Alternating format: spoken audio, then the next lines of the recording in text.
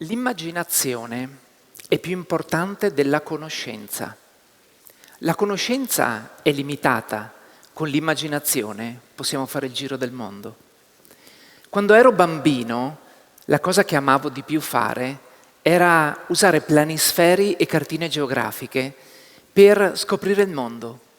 Usavo l'immaginazione come ascensore tra il mio piccolo paesino ai piedi delle montagne del Veneto e le città del mondo. Volevo scoprire le città del mondo, volevo andare in tutti i continenti e sognavo di vivere in tutti e 5. Vi immaginate che esperienza? Poi, tra i banchi di scuola, ho sviluppato il mio primo vero sogno, cioè quello di fare il piccione viaggiatore. Cioè trovare un lavoro che mi permettesse di andare in giro per il mondo con la valigetta e conoscere persone, culture, modo di fare impresa. Nei primi 10 anni di carriera lavorativa ho partecipato a 200 missioni commerciali internazionali, toccando 50 città in 4 continenti. Poi un giorno mi sono domandato se ero felice a fare quello che facevo. La risposta non è stata completamente sì, per cui ho deciso di lasciare quel lavoro, lasciare il mio primo sogno e lasciare anche la città dove vivevo. Grazie a un amico, un po' casualmente dell'epoca, mi sono trovato in California a sviluppare il mio primo progetto imprenditoriale. Tutto nasce dal fatto che era il 2004, io avevo 27 anni ed ero appena stato in California per una vacanza. Avevo percorso la mitica 101, quella strada costiera che ci porta dal sud, da Los Angeles, al nord, da San Francisco. Amavo il gelato e naturalmente nelle varie tappe provavo il gelato americano. Così a un certo punto ai miei compagni di viaggio ho detto: ma sai cosa? Perché non portiamo il gelato italiano in California e lo vendiamo in America? La mia, tutto sommato, era un'idea analogica, frutto del fatto che fino ad allora il mio concetto di impresa e di imprenditorialità era legato alla manifattura, quello per cui avevo lavorato finora. Ma l'America, e soprattutto la California, in quel momento storico, era l'epicentro dell'intangibile, della new economy, del digitale, delle start-up. Pensate che nel 1994 era nata Amazon, nel 98 Google, in quell'anno 2004 nasceva Facebook e addirittura 2 anni dopo sarebbe nata Twitter. Io ero davanti al mio primo fallimento imprenditoriale, proprio nella terra che del fallimento fa un messaggio positivo quasi. Cioè se fallisci è solo l'anticamera di un possibile successo futuro. Sono tornato da quel viaggio innamorato delle start-up e ho ripreso da lì il mio percorso. Ma cosa sono poi queste start-up e quante sono? Pensate che dai dati che abbiamo, oggi parliamo di circa 150.000 start-up al mondo. Le start-up raccolgono ogni anno qualcosa come 500 miliardi di dollari in investimenti privati. Ci sono almeno 100 quotazioni in borsa di start-up all'anno e soprattutto se le start-up del mondo fossero uno Stato con circa 4 trilioni di dollari di valore, potrebbero sedere al tavolo del G7.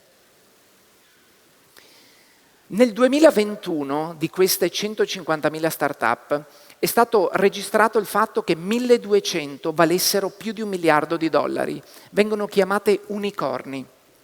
53 di loro valgono 10 miliardi di dollari o di più. Vengono chiamate decacorni. Noi siamo abituati a pensare che la Silicon Valley sia l'epicentro delle start-up nel mondo e invece se guardiamo più da vicino ci accorgiamo che ci sono almeno 150 altri territori, città e territori in giro per il mondo che sono stati capaci di attrarre queste aziende innovative ad alto impatto. E cosa succede se arriva una pandemia, l'economia globale rallenta, le città vanno al collasso? Succede che le start-up crescono 2,3 volte le aziende tradizionali, attraggono i migliori talenti, li ritengono perché sono resilienti, veloci e governano le tecnologie esponenziali.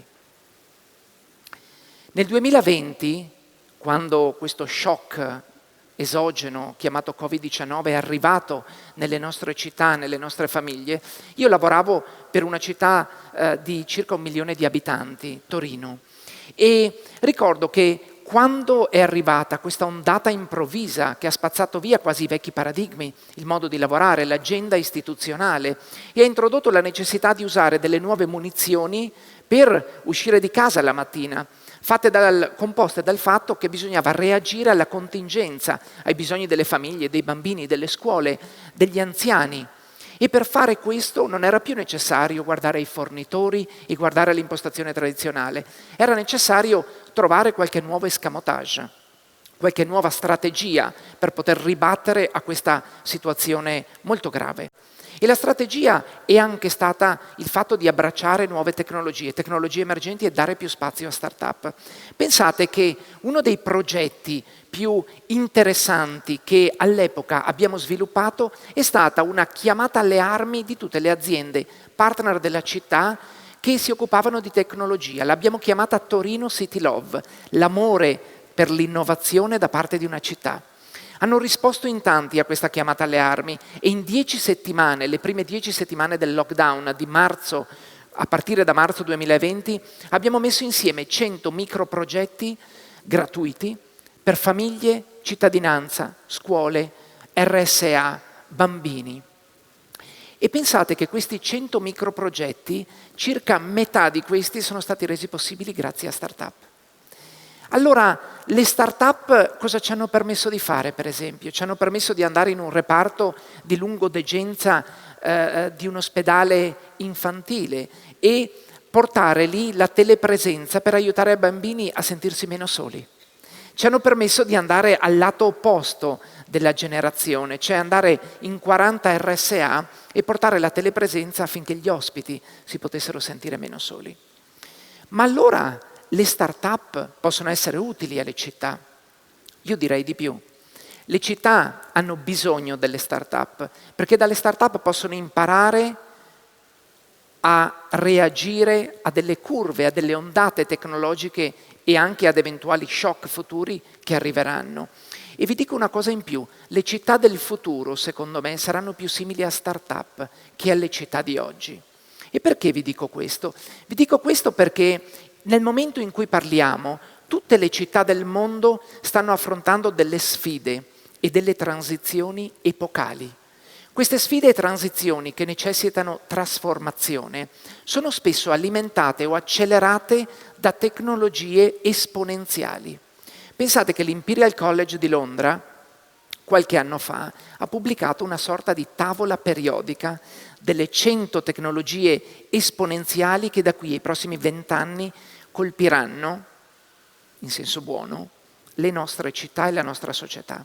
In queste tecnologie troviamo dei nomi, delle nomenclature come Internet del DNA, membri di un consiglio di amministrazione robot, scudi invisibili, ascensori spaziali, edifici che assorbono l'inquinamento, telepatia, tanto per citarne alcuni. Che caratteristica hanno queste 100 tecnologie esponenziali? Arrivano come delle onde alte, per cui per poterle navigare bisogna essere scaltri, veloci, esponenziali nella loro adozione. I cittadini consumatori, noi, abbiamo dimostrato negli ultimi decenni di saperlo fare.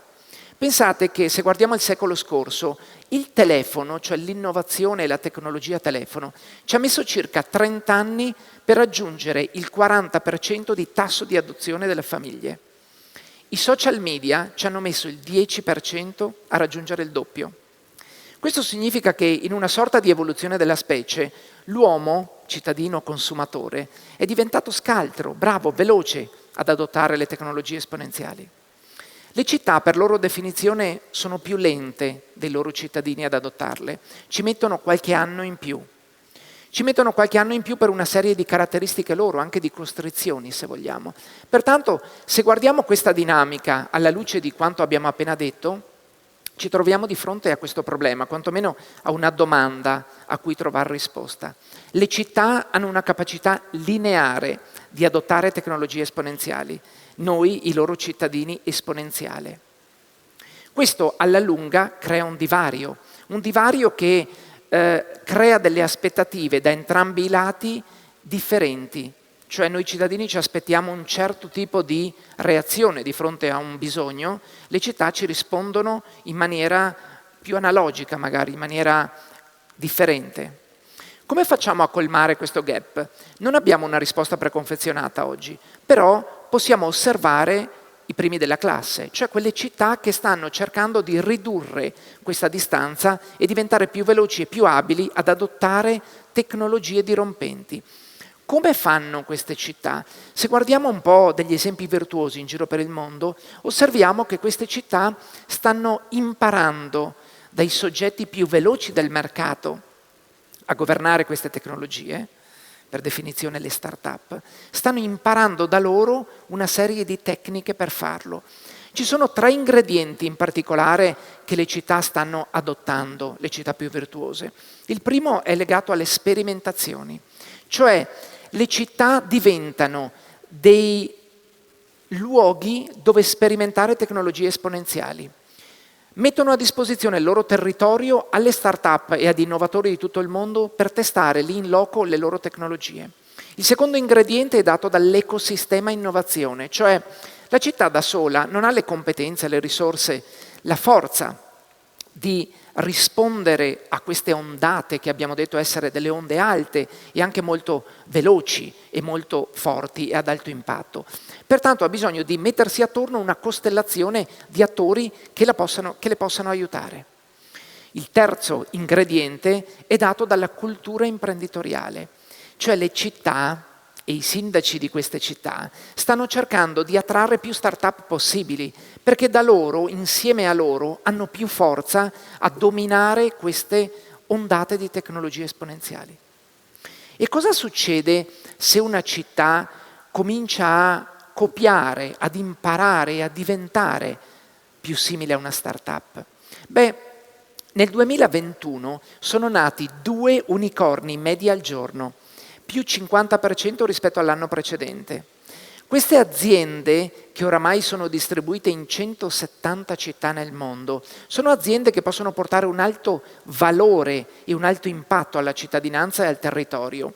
Attraggono talenti, li ritengono, cioè hanno la capacità di tenerli e farli crescere ed evolvere, e hanno la capacità di interpretare il lavoro del futuro, un lavoro più distribuito, più liquido, in maniera più efficace.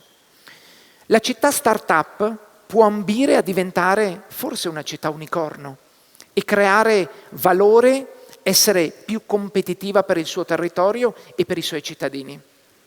Come siamo messi in Italia? Beh, se guardiamo i dati più recenti a cui abbiamo accesso pubblicamente, in Italia troviamo che ci sono 10 territori, e la buona notizia è che sono abbastanza distribuiti nella nostra penisola, che sono stati in grado di attrarre la più grande quantità di aziende innovative, le cosiddette start-up innovative iscritte al registro che le ricorda. C'è un trend positivo, c'è un trend in crescita, anche se l'Italia vale ancora meno dell'1% di investimenti in start-up a livello globale. Ora, se torniamo alla frase, alla citazione con cui ho iniziato, che parlava di conoscenza e di immaginazione e che è una famosa frase, citazione di Albert Einstein. Quella frase poteva essere al massimo stata detta nel 1955. In quell'anno lì la popolazione mondiale era di poco più alta di 2,5 miliardi di individui.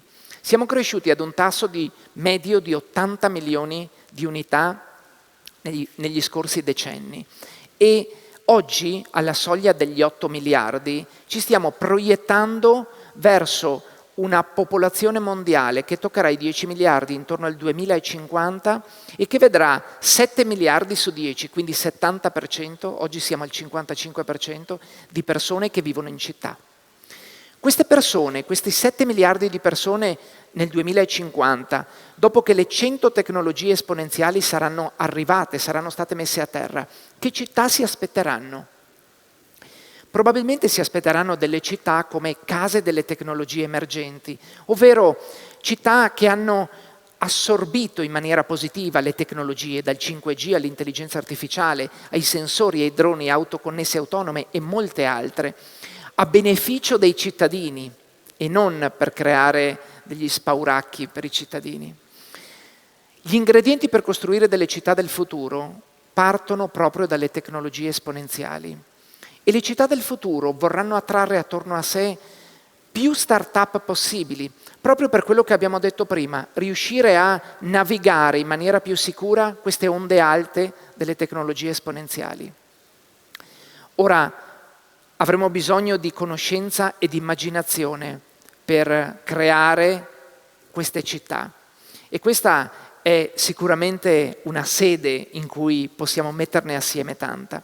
Le città del futuro, in fondo, saranno simili alle start-up o forse saranno solo uguali, diseguali tra di loro. Grazie.